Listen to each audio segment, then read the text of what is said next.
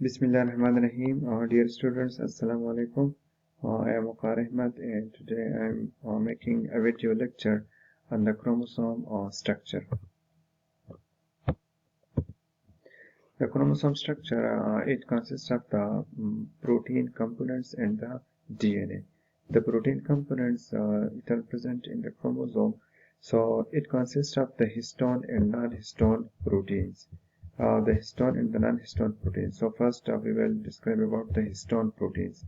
Histone proteins, it was discovered in 1884, and they are the small proteins which are basic, the positively charged amino acids, and mostly contain the arginine and the lysine amino acids, which are the basic and positively charged amino acids.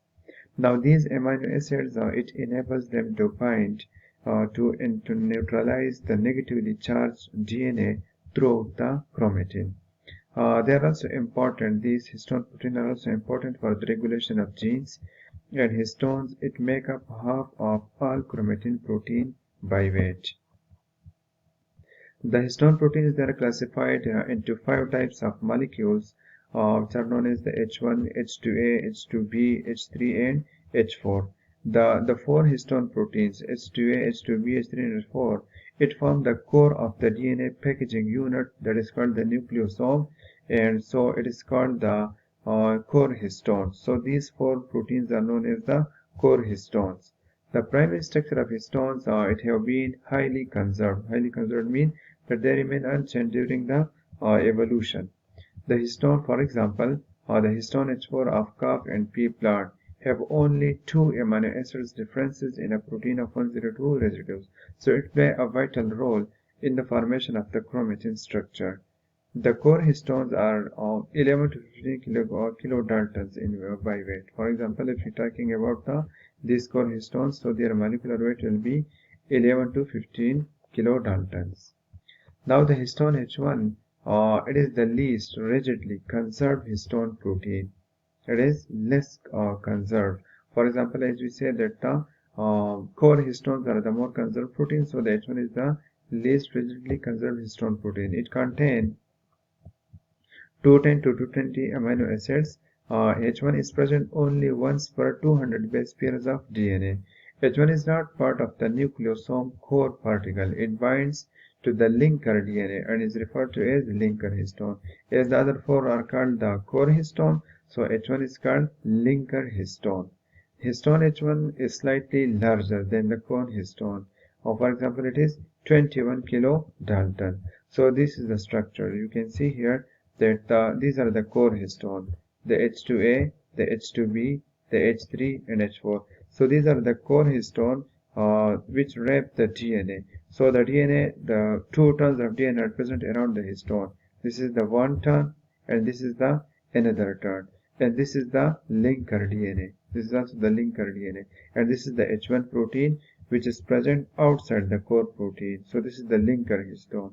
Now you can see also in the diagram, this is the histone core.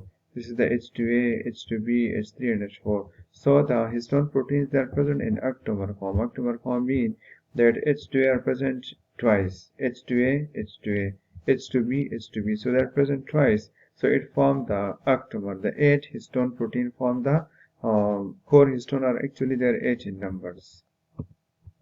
Now the non-histone proteins. The non-histone proteins, the chromatin of a diploid genome contains from 200 to 20 lakh molecules of each kind of non-histone protein. So we can say that a large number of the non-histone proteins, they are also present in the chromatin. This large variety of proteins fulfills it performs many different functions. For example, some of the non-histone proteins it play a pivotal structural role called scaffold protein. The proteins which play a structural role in the formation of the chromatin and then in the condensation of chromosome, so such proteins, they are called the scaffold proteins. The others, some proteins are also enzymes in nature. For example, the DNA polymerase, which are active in DNA replication. Now some proteins, they are also active in chromosome segregation. For example, the motor proteins of the kinetochore. So during the mitosis, the chromosomes which move to the opposite pole, so this movement of chromosome is due to the kinetochores, And these kinetochores are actually mobile proteins, or we can say the motor proteins that give the mobility to the chromosomes. Now, the largest class of non-histone proteins regulate transcription. So, some of the non-histone proteins, they are also involved in the regulation of transcription and RNA processing during gene expression. The mammals carry 5,000 to 10,000 different proteins of this kind. Of which kind? Of the kinds that involve in transcription and RNA processing. So, in a typical chromosome, the chromatin is about 1/3 DNA and 2/3 histone and non-histone proteins. So, the chromatin is actually this is a thread-like structure which is present in the cell in the interphase, in the resting phase. Before starting the mitosis, in the resting stage, the cell contains the chromatin. Now, in different stages during mitosis and meiosis, the structure of chromosome, we can see the different structure of the chromosome. For example, in interphase it is chromatin. Now it will become chromosome. So in metaphase we can see the condensed form of the chromosome. So the chromatin, it contains the proteins, the two types of the proteins, the histone proteins, the non-histone proteins, the DNA, as well as it also contains a very less amount of the RNA. So the RNA is not described in many structures because it is present in very less amount. So this is all about today's presentation. Thanks.